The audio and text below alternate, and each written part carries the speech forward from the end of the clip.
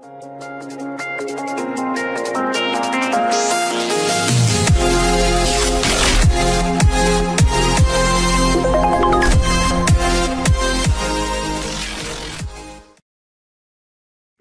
dear friends of the universe. Today we are going to talk about the subconscious mind and how to actually communicate with it and make it solve any problem or riddle you have. Before we start, let me explain to you how exactly does the subconscious mind work. Think of the subconscious mind as the storage room of everything that is currently not in your conscious mind. The subconsciousness stores all of your previous life experiences, your beliefs, your memories, your skills, all situations you've been through, and all images you've ever seen. The best way to understand the subconscious mind is to look at the example of the person who wants to learn how to drive a car. At the beginning, he wouldn't be able to hold a conversation with anyone while driving, as he would be focusing on the different moves involved. That's because he's still using his conscious mind to drive. Few weeks later, driving becomes a natural habit that happens automatically without needing to think about it.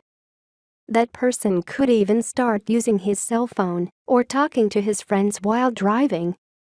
This happened because the driving habit has been transferred to his subconscious mind, and so the conscious mind became free. This allowed him to use it to talk in his cell phone. The subconsciousness is your autopilot.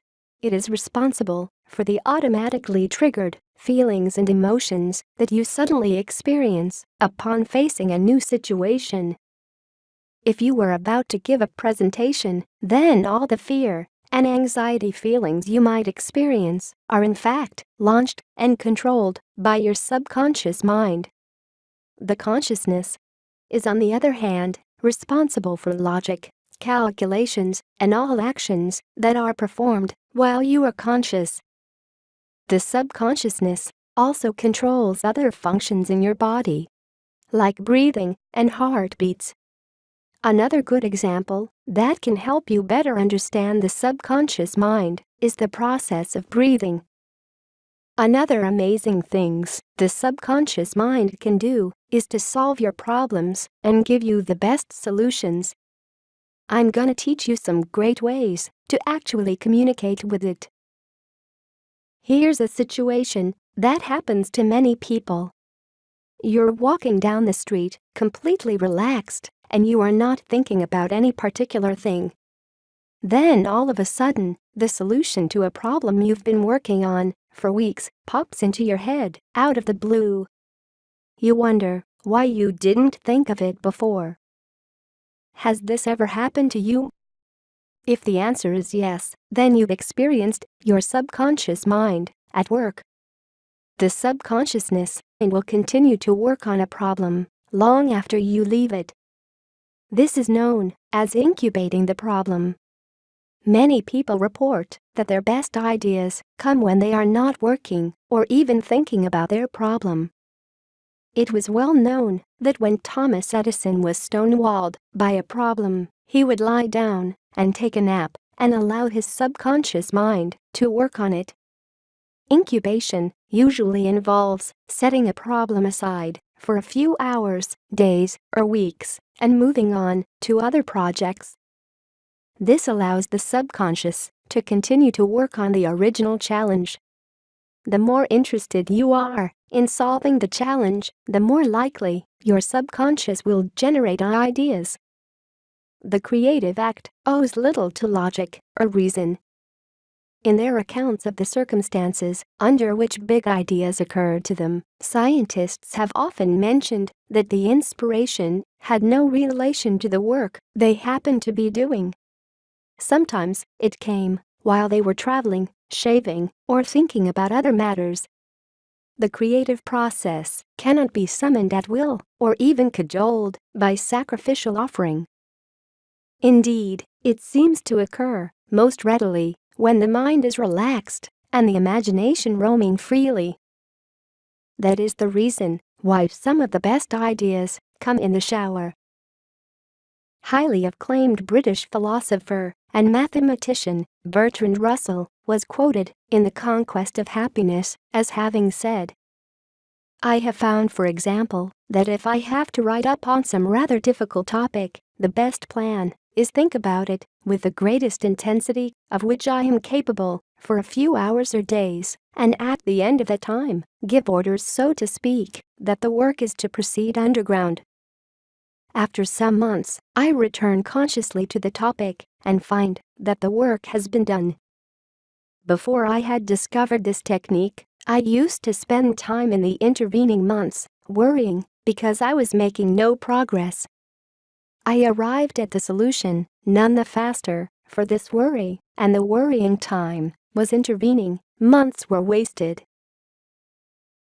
You can benefit from Bertrand Russell's experience by following his advice and working on the problem with great intensity and then ordering your subconscious mind to solve it.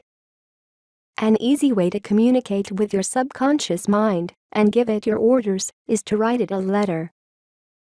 The first step is to work on a problem until you discover and formulate all the relevant pieces of information. Talk with others about the problem, ask questions, and do as much research as you can until you are satisfied that you have pushed your conscious mind to its limit. The second step is to write a letter to your subconscious mind about the problem. The letter should read just like a letter you would send to a real person. You may even want to give a name to your subconscious. I call my subconscious Leo, after Leonardo da Vinci. Make the letter as detailed and specific as possible. Describe the problem definition, the attributes, what steps you have taken, the problems, the gaps, what is needed, what you want, what the obstacles are. Just writing the letter will help better define a problem, clarify issues, point out where more information is needed, and prepare your subconscious to work on a solution. Have faith that your subconscious is all-knowing and can solve any problem that is properly stated. Instruct your subconscious to find the solution. Write in the letter the following thing. Your mission is to find the solution to the problem. I would like the solution within 3 days. The next step is to seal the letter and put it away. I sometimes even mail it to myself as part of the ritual. When you've done all of that, let go of the problem. Don't work on it. Forget about it. Do something else. This is the incubation stage, when much of what goes on occurs outside your focused awareness, in your subconscious. When you think about a subject, some of these thoughts become loose and put into motion and begin to move around in your subconscious mind. The more work you put into thinking about a problem, the more thoughts and bits of information you set into random motion. Your subconscious mind never rests. When you quit thinking about the subject and decide to forget it, your subconscious mind doesn't quit working. Your thoughts keep colliding, combining, recombining, and making associations. There is a thing in math called the factorial, which calculates how many ways you can combine things. If you have 3 objects, then there are 1 times 2 times 3, which leaves 6 combinations. Mathematicians calculate that 10 bits of information can combine and recombine in 3 million different ways in your mind. So you can imagine the cloud of thoughts combining and making associations when you incubate problems. The final regular step is to open the letter in 3 days. If the problem still has not been solved, then write on the bottom of the letter, "Let me know the minute you solve this problem," and put it away again. Sooner or later, when you are most relaxed and removed from the problem, the answer will magically pop into your mind. There are many other ways to communicate with your subconsciousness, but I believe this one in particular is extremely effective. Thank you for watching. If you believe this video will help people, feel free to share it. Click the subscribe button to join our spiritual kingdom.